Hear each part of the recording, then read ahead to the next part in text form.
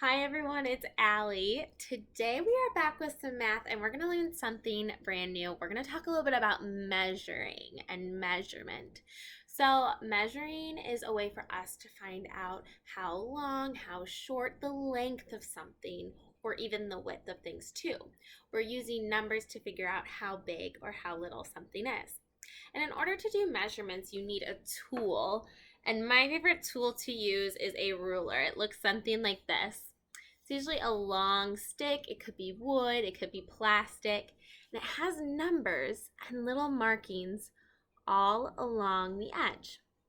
Now you can ask an adult at home to find you a ruler. There's also something called a measuring tape, and that's a very cool ruler that a lot of people use when they're building things. But it does the same thing. It tells us the measurement of something. You can also print out a ruler online if you don't have one at home.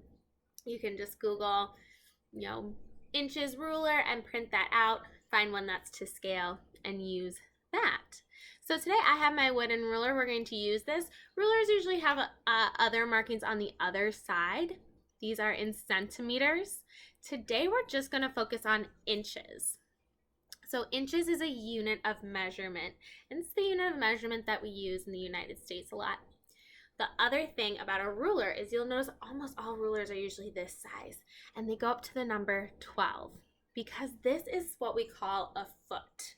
A foot is another unit of measurement, and there are 12 inches in a foot. So that's why most rulers stop at 12. Okay, so we have our ruler. Let's go measure some things. But first, we need to learn how to properly measure something. So I drew on my whiteboard a line, and I want to measure this line. So I did it like this, and I see it's landing on the number 8. Did I do it right? There's something really, really important with when we measure something. We always want to make sure we start at the beginning of our ruler at the 0. That way we get an accurate measurement. So you're going to line up your ruler, starting at the 0 on one end of your object or your line. So there it's perfectly lined up.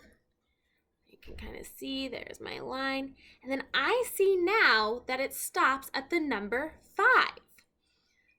From the beginning all the way over here, all the way to the end, it stops at 5. So I could say that this line is 5 inches long. Now the way I'm going to write that, because it's really important, whenever we're measuring, we always write our unit. If I just write the number 5, people are going to go, 5 what? This is 5 ducks long? No, it's 5 inches. So you can write inches or you can write IN dot.